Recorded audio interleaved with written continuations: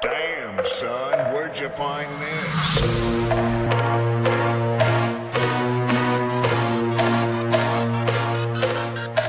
Let's go! Welcome to the Life of Phys Podcast. I'm your host, Tyson Martin.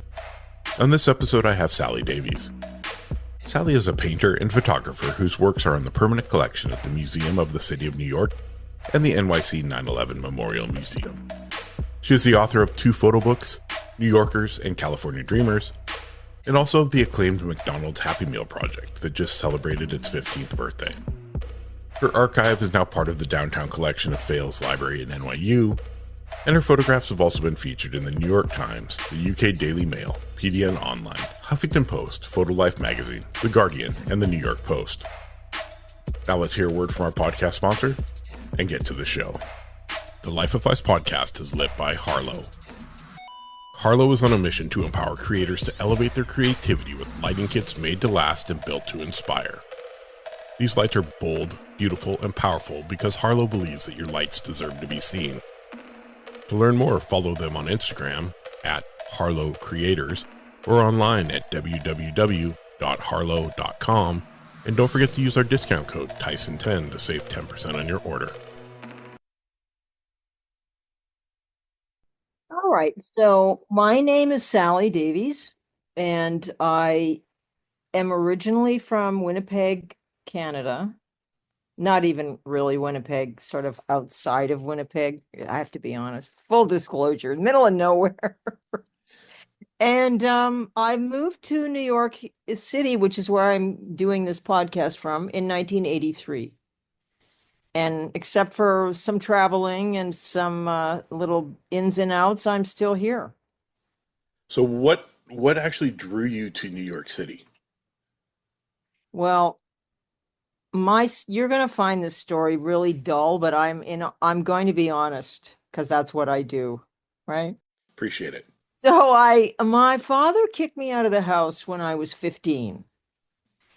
And I hit the road and I did this, a little bit of that, and got into some good trouble. And I ended up moving to Toronto when I was about 20. And so I had a grade 9 education, right? So that was not the greatest start in life. But I had some good adventures. So I guess it's 6 of one, half a dozen of the other. And I got a job at this restaurant, which I'd never worked at a restaurant before. And I had no idea how amazing it was going to be to work at a restaurant. And I worked in this kooky little neighborhood with all these basically artists. And I quickly understood, this is a long way around, but I'm going to get to your point. I quickly understood that I was as smart as all these people, but I didn't have any education, and I didn't like that. So this neighborhood was around the art college in Toronto in those days. And one day a bartender came in and said, Sal, they're taking adult, things to get into the school. And I was like, good for you. You go for it. And he's like, no, I mean you. Like, let's both do it. So we both applied and we both got in. So next thing you know, I was in college. I had no idea what I was doing there. And I went for about, 2 years. And then I was bored out of my mind. And I said to the head of the department, I have to go. I can't do this. It's, teachers teaching drawing classes of these prepubescent girls with butterflies coming out of their ears. It just wasn't on my, So he said, no, don't quit. Please give me a couple of days. So 2 days later, he got back to me and he said, okay, we have a campus in New York and we have one in Florence. What about if you went to one of those? And I said, well, I don't speak Italian, so I guess I'm going to go to New York. So 2 weeks later, I went to New York. I knew 2 people there and maybe only one person. And I had a box with 2 pots, a set of sheets, my Canon AE1 and some paints. And that was it. That's how I got to New York. Landed and a funny story about that, though. When I was leaving Toronto, the woman that I worked for at this restaurant, she gave me the book of matches. Remember, this is pre-internet, right? And she says, if you get in trouble or, you need somebody, call this guy. He's a super nice guy. His name was Jim. So I got to New York and panicked immediately. I'd like never been here before. I thought, what on earth? I have to go now. So I called this guy Jim, and it turned out to be Jim Cuddy from Blue Rodeo. And he was working at this restaurant. Oh, he could listen. He was the nicest person. He saved my life, this guy, his wife, and all his friends. And it was like, okay, this is going to be okay now. I have a couple of regular, people. He got me a job there. And, I still to this day, I know almost most of all of those people that we worked with. Wow, that's such a cool connection. Hey, if you need somebody, here's a book of matches with a phone number, call them. He just had his first name on it, Jim. But look where it's taken you. I mean, you moved into the East Village, which in 1983, I'm assuming wasn't the safest. You can't, there's nothing in your vernacular that can even imagine what it was like. That's all I can say. And I don't need to go into the stories. Everybody's done it, a million times, but it was, honestly, I didn't really think I was ever going to stay here. It wasn't like some kids came here from Cleveland or from wherever they were from, and they were like, oh, yeah, New York is so cool. We got to go to New York. I got here, I was scared shitless, and I thought, I got to get out of here. This is not for regular people, And then I ended up, I met this fella who's still a very good friend of mine, and Jim's, we all worked together at this restaurant. And he came in one day and said, are you still looking for an apartment? And I said, I am. And even then, Tyson, it was hard to get an apartment. Not as bad as now, but it's hard. So he goes, so I had this too long of a story, I won't tell you, but he said, if you want to move in with me, you can. So I just sight unseen, I said, yes, I will. Well, it turns out that apartment was Allen Ginsberg's old apartment. And again, who knew? But Allen still lived in the hood, right? Yep. The building had no front door because it was all the dealers. It was all heroin, that street. So they just took the door off so they could do business in and out briskly through in the building and out on the sidewalk, right? Yeah. Every night, and when I would get a taxi home from work, I was working at night in that restaurant. The taxi drivers would throw you out at 4th Street, which is about, 3 or 4 blocks away from where I lived. Say, you have to run from here. I'm not driving you home. Wow. That was the beginning of my, and in hindsight, I don't have that many regrets, but it is one that I had not shot more than I did. But it was really terrifying, like a pretty young 25-year-old girl carrying a camera on those mean streets. You were never going to get home with that camera. Forget about it, Yeah, so I guess you really had to plan your photo, kind of quick snap on I away. don't know. Listen, I did a fair amount of shooting regardless, but not at midnight, which now I will. In those days, I wouldn't. And then years later, I had not to be all over the place, but I had a huge fire in where I was living. It's around 1998, and I lost all my negatives. Oh, no. From those early days, yeah. I have like 4 prints left that I know. And you can imagine what those would have been like now to look back on them. Oh, God. Anyway. That's what I love the fact that people are out there and they document history.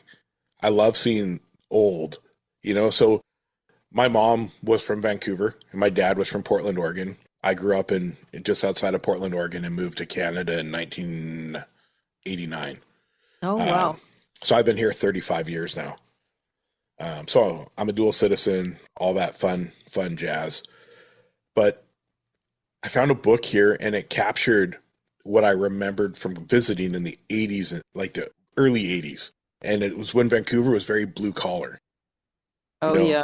Before Expo 86, yep. And they started developing that whole area, and now it's multi-million-dollar high rises. But I mean, the boats used to come in right there, and people used to work on the docks. And I love history, and I love that old captures. So like when I browse your stuff, and I love your incorporation of cars, I'm a Ah, huge I love cars. I'm a huge car fan. So seeing how you incorporate it, but you incorporate it into the scene. It's not Yeah. just the car. It is the whole lifestyle of the car. Uh, so I guess this is just my own interest in being in New York, growing as a photographer, as an artist. Um, is that really what drew you to street photography? What, the cars? Just the whole atmosphere that you lived in. Because I'm assuming if you lived in Winnipeg still, you wouldn't be shooting street. Well, it's funny you'd say that. One of my dreams in life on my bucket list is to go back to Winnipeg and get a grant of some kind and do another book of Winnipeg. Would love, love, love. Anyway, um, yeah, I think basically I could not stop taking pictures of everywhere because I was so horrified. The interesting part came later when I was older and I felt a bit safer. But in those days, I was like, holy shit, nobody would believe this back home. I mean, every step, every crack, every sign, I was like just gobsmacked, by the 30s and 40s neon signs. And like you said about Vancouver, I felt like I had transported back because it wasn't New York yet. It was still the whole West Side Highway was, hookers and sex workers and this and that. And the meat district, I don't, well, you've never been here, but the meat district now, as you were just saying, the meat district here now is Comme des Garçons stores and fancy La Petite restaurants. And when I moved here, it was literally the meat packing plant. There was dead cattle hanging all the way up and down the streets in the back of those trucks with a very healthy male gay sex trade going on down there. So that's kind of an interesting combo, dead cattle and whatever is going on, it's crazy. Yeah. But that was basically it was for me, it was just my shock and awe of what I was seeing. And I had been also in Vancouver before Toronto before I came here. So you would think, well, that was a little decompression from coming from Winnipeg. But you know what? It wasn't.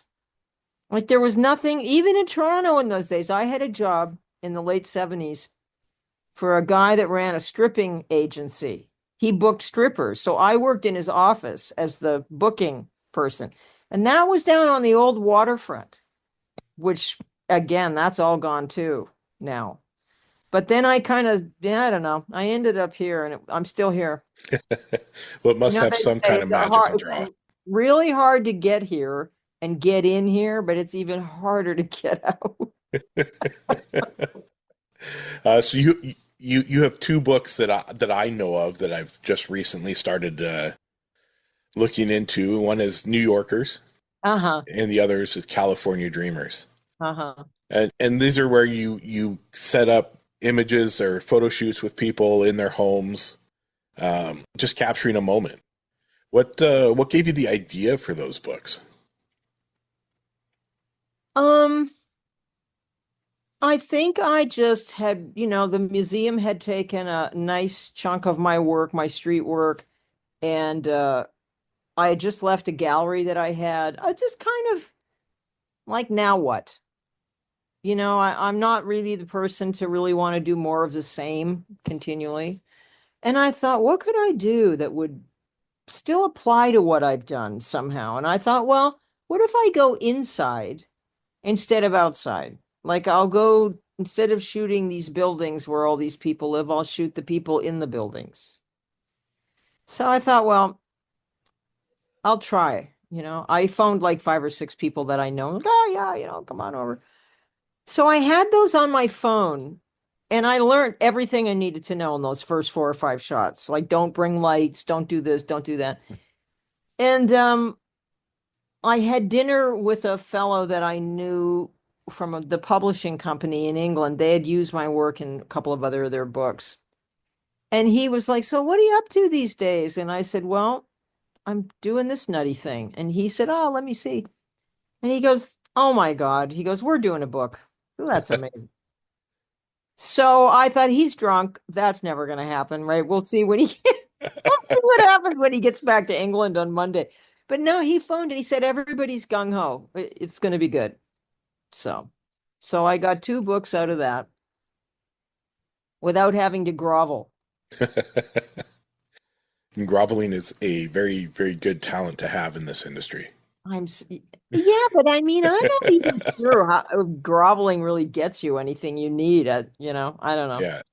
What I loved about it, just by looking at the photos from the books on your website, is just how different everybody is. Their living space is so different. And then you have New York, but then you show the California ones and you're like, oh, wow. That's different again, right? Yeah. Yeah. So I love that. I love the thought of you going and doing one in Winnipeg. Right? I mean, how cool. I mean, you can pretty much do it anywhere. That'd be amazing. No, Winnipeg would be especially cool, I think. Yeah. I mean, Yeah. I could be dreaming. I haven't been there in a really long time, so it might be old Winnipeg that's in my mind. But I have friends there still, and I think you'd still unearth some authentic people there. Yeah, for sure. I went back, I took my wife to my hometown of Milwaukee, Oregon for the first time last year. And just walking around on the streets there, and it's been developed, but there's still these little things that remind me of growing up. The old train trestle where we had to cross the lake to get to our friends on the other side, right? Like that Stand By Me moment. You're like making sure there's no trains and you're trying to hustle across. But even the supports holding it up, how rusty and old they look now. Yeah. And I remember when they built them. Yeah. Oh, yeah. Clean and new, and now they're old and rusty, but they're still there. Right. So I was able to capture moments of just the steel as it's rusting away. It's And amazing, isn't it? Yeah. So it's neat to share those moments. I mean, I don't know if you feel this way, but that story about the steel, I have a similar kind of feeling when I'm shooting stuff here. It's like, well, it's disappearing. It's bound to, but a lot of stuff is like, okay, this bar, I have a bar that I can think of that I know that Jackson Pollock drank in 1935. I'll be dead, and that bar will probably still be standing there. You know what I mean? Yeah. Those tenements down on the Lower East Side, which is where I just have left that neighborhood, by the way, after 42 years. They are the same. There's a museum down there called the Tenant Museum, and there's 6 or 7 of them you can book. There's an Italian one, a Polish one, a Jewish one, different nationalities. And I picked the Italian one to go because it was the only one that was open. And oh my God, Tyson, I walked in. It was my apartment where I lived in Allen Ginsberg's apartment, different building. But I guess there was like 6 floor plans in those days, and you just picked them and you built the building. So I plotzed. I walked in there and I was like, oh, mother of God, this is so weird. Didn't seem that old to me, but still standing there. It's weird how the mind holds on to nostalgia or turning points in people's lives. Yeah. Right? Like I was telling my wife, like, oh, my house was growing up, it was big, and we had this property and we rode dirt bikes and we did all this weird things. And it wasn't big, right? It was not at all. And I was like, she's like, I thought you said that was, I was like, it was in my mind, I guess. But yeah, it's funny. Yeah. I've had that happen many, many times. Well, sometimes whatever it meant to you at that time is the big thing. And sometimes it's better to just leave it like that and not go back. Yes, I definitely agree. But it was nice because for the longest time, financially, I wasn't able to take my wife or my kids for that time down to the U.S. and spend the time where I grew up, so I could show them the things that I did that built me into who I am. Like I grew up in a small town called Milwaukee, Oregon. It's in Clackamas County, so just outside of Portland. And I was one of the first people in we had a group of skateboarders. We were some of the first people to skateboard there.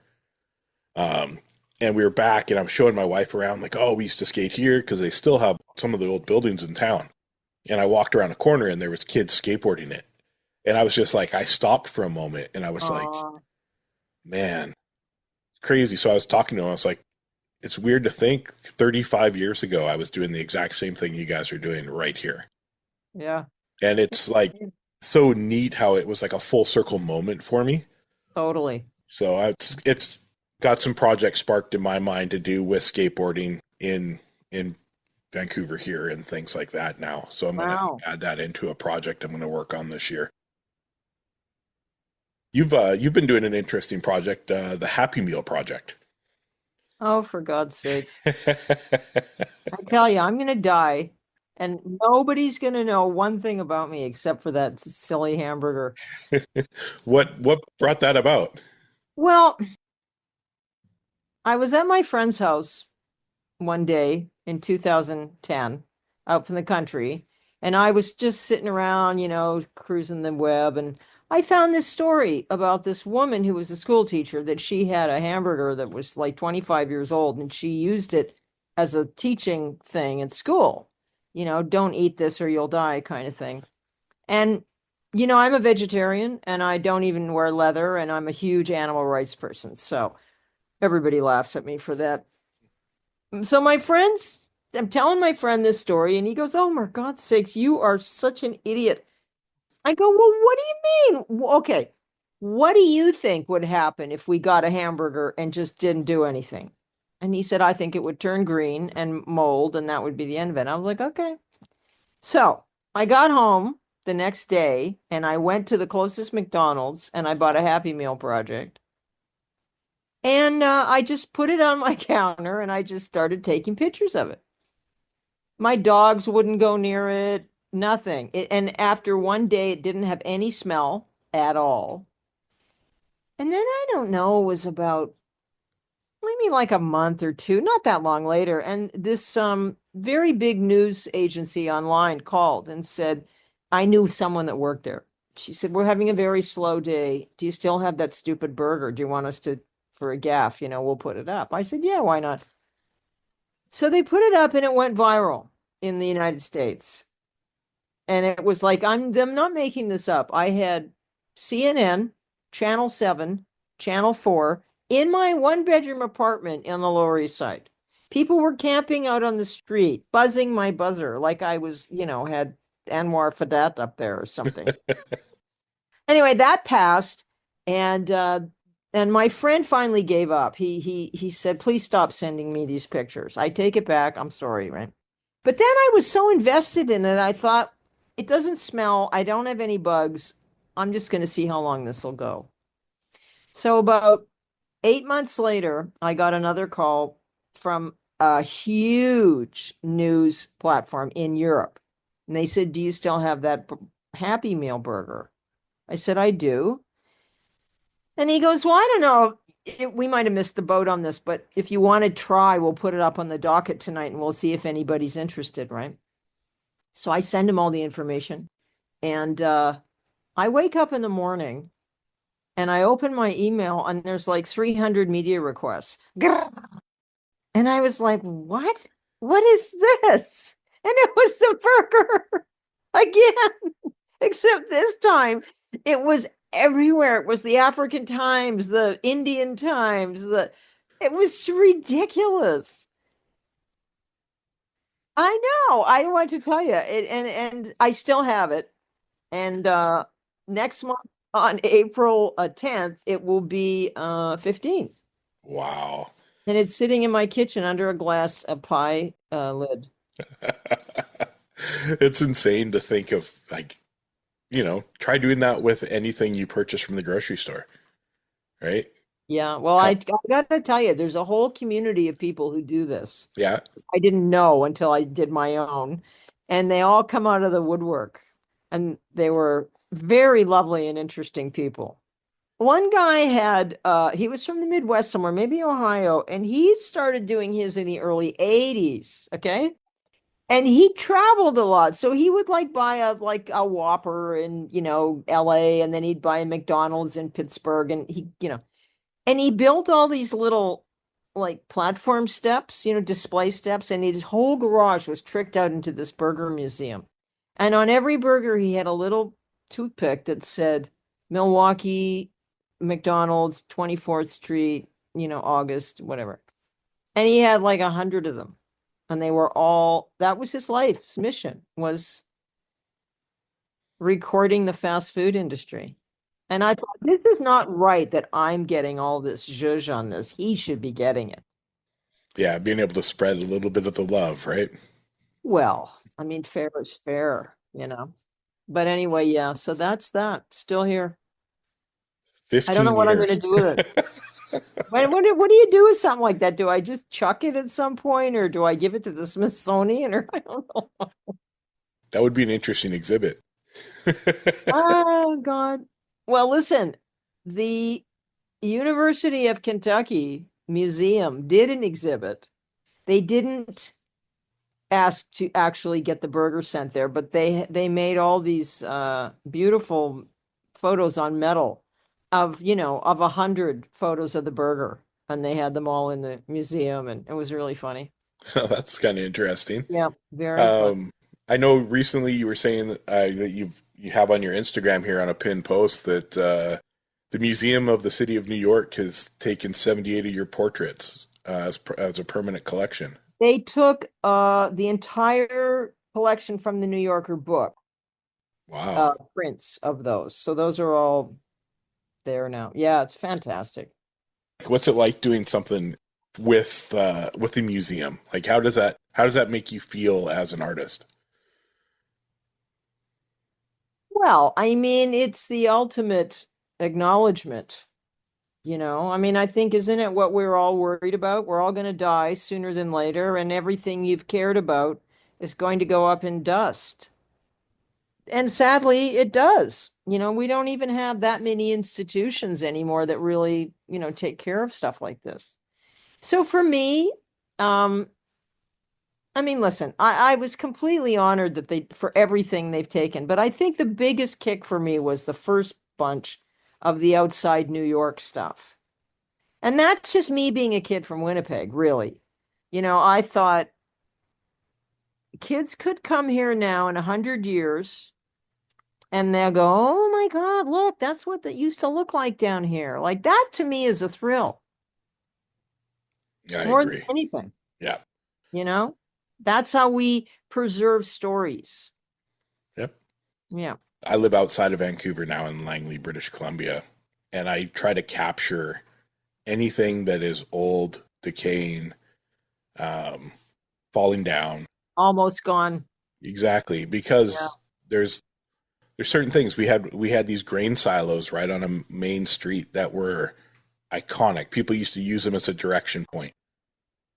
Hey, where are you going? Oh, I'm going there. Okay, there's these grain silos on your left, right? And they're gone now.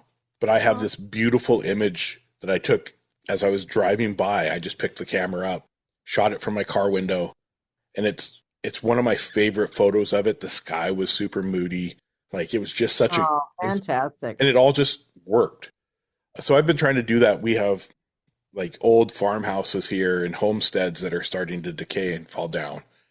So I'm just trying to capture those moments, because myself as an artist with my camera, I don't worry about Instagram. I don't worry about Facebook likes. What I want is my grandkids to be like, my grandpa took that photo.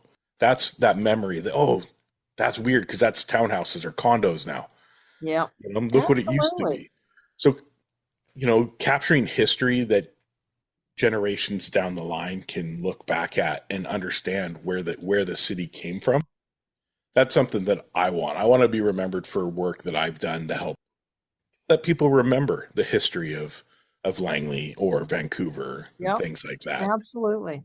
So it's tough. I'm not a social media guru. I struggle with social media. Yeah, we all do. I'm not. Can I just say this? I just closed 3 or 4 Instagram accounts that I've been, spinning for a while, and I don't know what its purpose is anymore. I really don't. I mean, I'm going to get hate mail for saying this, I'm sure, but I think TikTok is probably the most valid right now. But even that, I don't know. I mean, I have memories of being on Instagram and my friends, and where it was like the Wild West. People were getting hundreds of thousands of people going to their site and selling stuff. And that is not happening anymore. I think it's on its way out. I agree. I think the website and marketing, self-marketing again, is going to be what the next step is. We're going to have to market ourselves through our own work and our own pages. Yeah, well, isn't it kind of like that already? Self-marketing? It is. I spoke to a photo majors class in my town here. Incredible teacher. Her name's Jen Eccles. She has craziest teaching style. I love it. She lets the kids explore with the camera, and she teaches them the triangle without even letting them know she's teaching them. And she teaches them film, how to develop it, like stuff that, most kids are like, I want to take it with my digital or my phone, and I want it up right now. So for me, the first thing I ask is, well, do you want to be an influencer and be known for now? Or would you like to be an artist, that's somebody that down the line, 20, 30 years from now, people go, oh, remember so-and-so who took that image of this? And it was neat to see. A lot of the kids were, no, I'm an artist. I want to see my work stay around, not just that quick, 50, 60 likes, and then everybody forgets about me. I think with photography, I mean, I also paint. I'm a painter as well as photographer. Yeah. But I think with photography, it's getting harder and harder to keep your foot in the door with something that's going to last, because just of the obvious, we're just so inundated. It's I don't know, how is this going to settle, or where is it going to go, or is it even over? I don't even know. It might be over those days. Yep. We have drones now, so we don't even have to fly down by the grain silos, and I don't know. It's kind of sad. Yeah, some of that, that footwork you used to have to do, the, hopping fences to get to a spot to capture a shot. Sure. Definitely.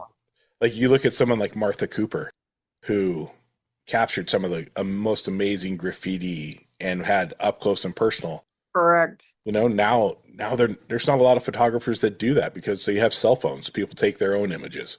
Yeah. So. Oh, absolutely. Well, yeah, that isn't it Martha Cooper that's got that amazing Christmas, Merry Christmas on that graffiti on the side of that train that's zipping by. It's like, oh my God. Beautiful. Being in New York in '83, I mean, you were at the forefront of that era, like graffiti era, the breakdancing, rap music. I knew a lot of those guys. Keith's boyfriend went to the same gym that I did, so we used to always go to these bodybuilding contests down on a few streets down from the gym. And Matt Basquiat used to sort of paddle around the neighborhood panhandling money so he could buy some more dope. That's the thing, right? Which is just, I'm not going to say this good enough, but when you've actually been a part of something, that was your context of your life, and then later it's been kind of shined up and the garbage has been removed from the story, and which they have to do it, I get it, but it's a little different when you knew what was really going on. It wasn't quite that shiny, except for a few people. You know what I mean? Well, like Basquiat, I mean, we have a store up here that has collab shirts with him, like using his work. Don't get me started.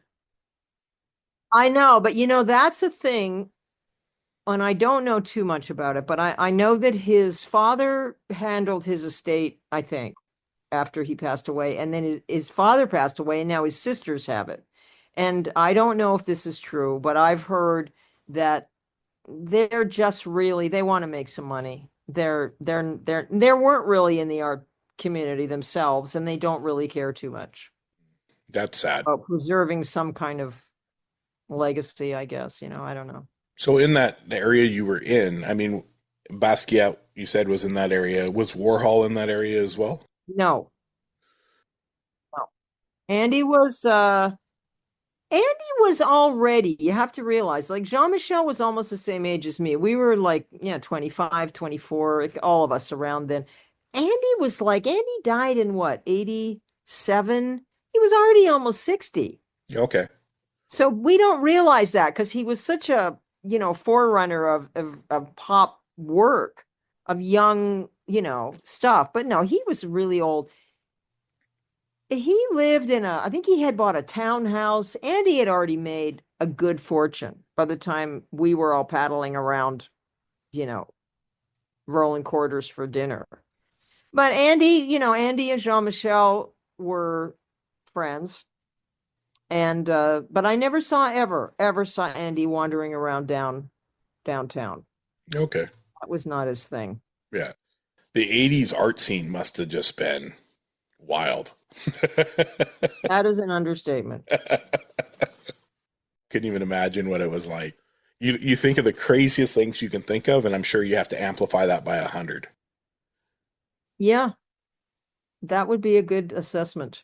I mean, that neighborhood where I lived, the Lower East Side, the East Village, that was really where that art scene was. And, for as important as it ended up being historically, it didn't really last very long. And you never know when you're in that, how important it is. Not till it's sort of over and some years have gone by that everybody decides, oh my God, look at all these important people that came from that, Yeah. But that neighborhood, not to, go on about this, but that neighborhood was seriously drugged out. It really was. It was like the neighborhood. If you wanted to score heroin, that was where you went. So having that as your kind of platform, then it got interesting. Then all these interesting musicians and artists, because it was cheap and ghetto, really run down. People would crash. There was all shooting galleries. And, listen, New York was almost broke by the end of the 70s, like literally almost bankrupt. And so the Lower East Side and some other bad neighborhoods, the people that owned those buildings, they didn't want them anymore because they couldn't make a penny on them. So half of them, they burnt down. So there'd be these burned out buildings, and then they could collect the insurance. Or at the very least, the city would take the building back and they could wash their hands of it because they weren't making money anyway. It was just a terrible situation all the way around.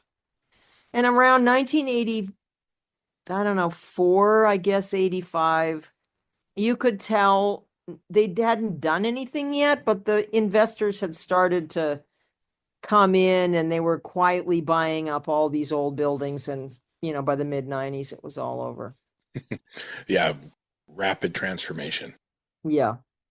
But what people don't realize that didn't live there is that it wasn't overnight. They'd been buying these buildings for 15 years. They were just sitting on them until they thought it was time to cash in, Way it usually works. I know. It's our artists, right? It's like we're always on the run. Yeah. Well, anyway. Another point of my show always is the connection between I've been dealing with personal traumas, childhood traumas that I've held down and kept them real deep in my body for, 40 years, almost 50 years now. So when I started this show and I started to think of a way that I could help others, I started opening up about myself and telling people and sharing the story of me and who I am. And everybody has a connection. So for me, my connection to FICE, FICE stands for Photography Heals Your Soul. So for me, when I found the camera, thanks to my oldest daughter, I was able to start letting out some of my creative expression that I'd been bottled up, been focused on being a single dad to 4 kids for, at that point, it had been 10 years. You're a single father? I was, yeah, for my first marriage. So, gracious. I learned a lot about who I am, and I learned that there's no quit in my bones. I learned that even at the hardest time, that was just time to shift gears and find another way to make sure my kids had what they needed. Well, you stepped up. You sort of have to, right? Yeah. I see fathers who walk away. Right. At those times, and I'm like, man, your kids need you more now than ever.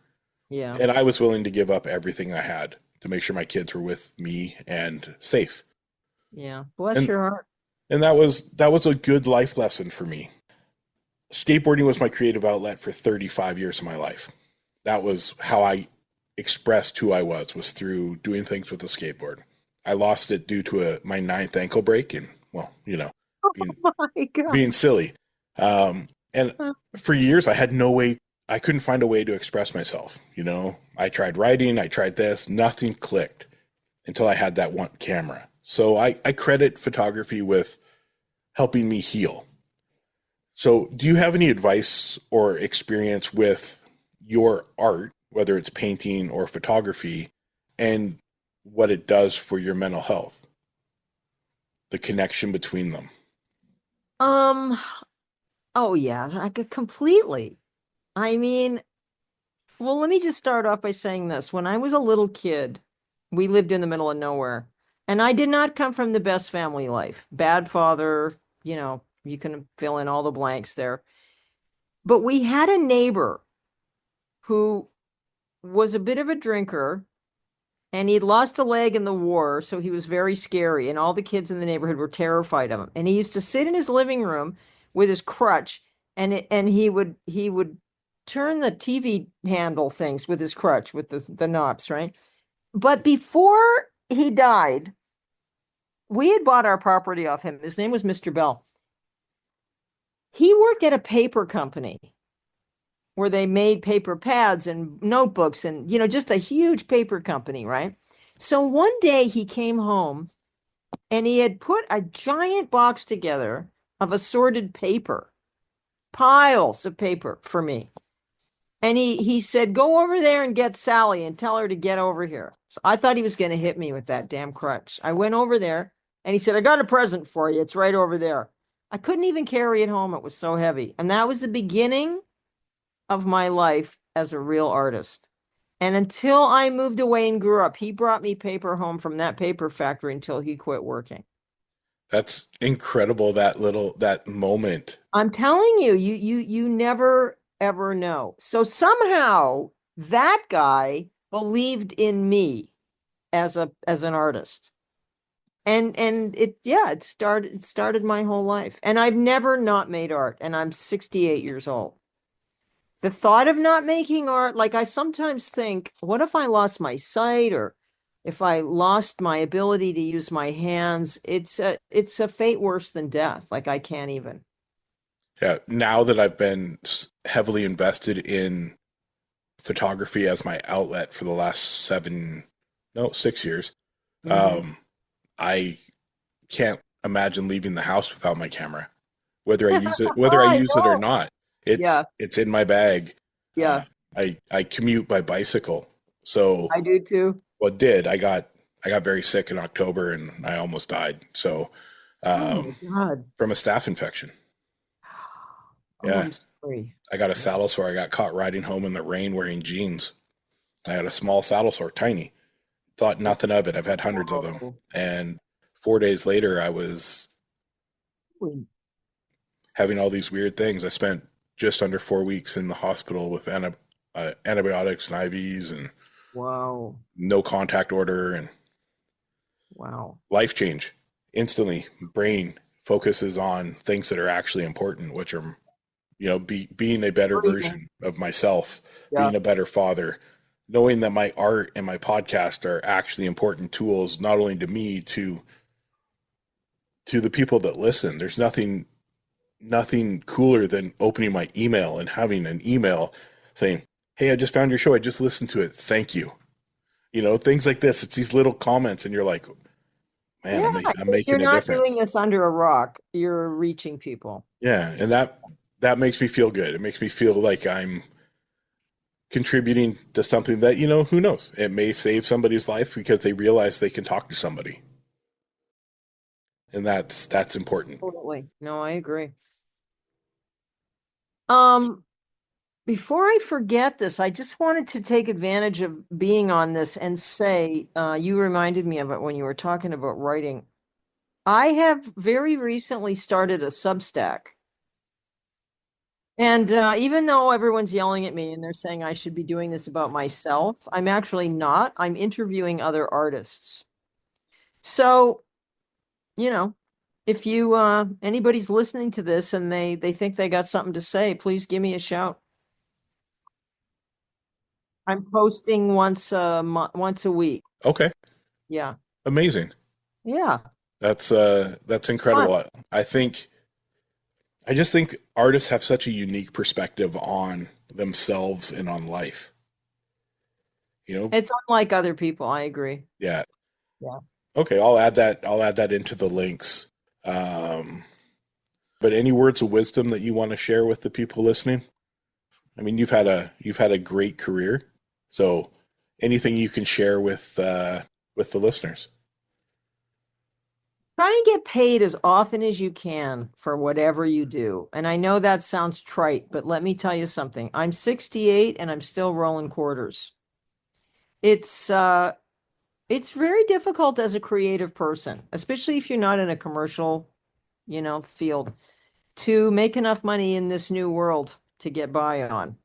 So I think when kids are going, especially photography and painting, when kids are going to art school, photo school, if I were in charge of those schools, one of the things that I would make sure that they were taught is how to balance a budget, how to make sure they get you can do these jobs because you love them and you're good at them. You have to learn other ways to make money with your craft.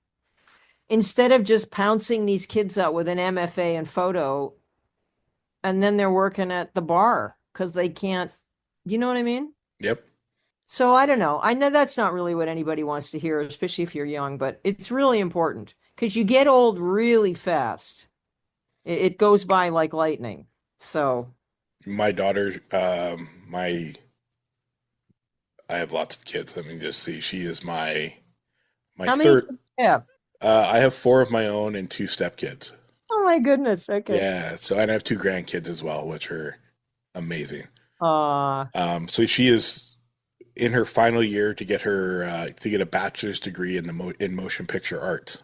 oh wow. So Okay. I'm very proud of her and what I've learned as working in sales and working whatever job I could to make sure I was that guy who, I worked for a company for 5 years, company in the same fields like, hey, we'll pay you $3 more an hour. Cool. Because all I cared about was supporting my family. Right. That's all I thought about. But in all the years I've been doing what I do, I started in 98, so it's a long time ago. Yeah. Um, 27 years ago. I've learned these sales things and how to approach things. So if people call me and they're like, hey, we love this print, how much? It's this much. Oh, well, it's this. No, that's how much it is. You can't tell me what my art's worth. Absolutely. Or you want me to work on a project, like I demand 60% up front. And I do that because I tried to be nice.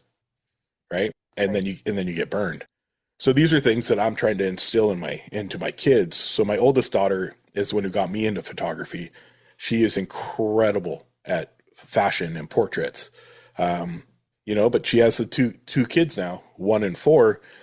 But she's like, Dad, I think what I'm going to do is I'm going to set up a studio at home and I'm going to shoot kids, family, babies. So she has all these amazing ideas and she's very good at styling them and capturing the moment.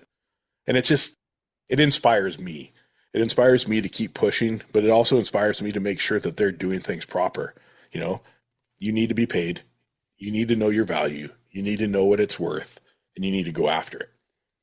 So, I love just watching as a parent. I love sitting back and watching my kids do things that I couldn't even imagine myself doing in life. Well, that's a good end of a story. So I truly appreciate your time, Sally. Yeah, thanks for having me. This has been great. It's my pleasure. Time. Yeah, it's fun. Maybe you and me could do a Substack. 100%. You tell me what you need and we can do it. Okay. That's a good thing. Yeah, I'm always available. So They're short and sweet and fun. We try, right? I don't want this to be an uncomfortable moment for anybody. I want everybody to be comfortable. I want it to be, some of these have gone. I've had one go 5 hours. Oh, for God's sake. I've had one that's 6 hours over multiple recordings. And sometimes people just have a story that needs that time, and I'm okay with the time. So, right. When we were talking, you were like, I can do an hour. I am more than happy with an hour. I feel grateful that I had your time. and I love the fact, I'll follow your Substack as well, but I love the fact that you want to give back and you want to interview other artists and help share, other people's work. It's so important. And that's why I started. Yes. We have to do that. Well, perfect, Sally. Do you want to just shout out your Instagram handle or your website so people know where to find you? My Instagram is Sally Davies Photo, and my website is sallydaviesphoto.com, and my Substack is sallydaviesnyc.substack.com. Perfect. All right. I will add those in the show notes. Great. And this will be out. I've got 2 ahead of you, so I release every other week. So you're about a month out. About a month, yeah. So we're just trying. We want to keep building and keep making a difference and showing people there's a completely other side to photography in the industry, other than the gear we shoot with. Does the gear not become less and less important as technology advances? It's like, yep. The only thing to me that really matters anymore is the story. Yep. However you get it is fine. Exactly. Right? I agree with you 110% on that. Yeah. The story is the most important thing. Yeah. Perfect, Sally. We'll enjoy the rest of your day. Thank you, my dear. You too. I'm just getting started. It's only 9:00 here, so. Oh, crap. It's noon here. I'm going to go out for a walk. It's 62 degrees here today. Oh, beautiful. It is. What is it doing here? It's pouring rain, if you can imagine. March in British Columbia. It's raining. Oh, God. All right. Perfect. Well, I appreciate your time. Okay. And I look forward to being able to chat and catch up, and let me know about the Substack, and we'll figure that out. Oh, absolutely. I will. I'll send you some questions. Awesome. Thanks, Sally. Have a great day. Bye. Bye-bye.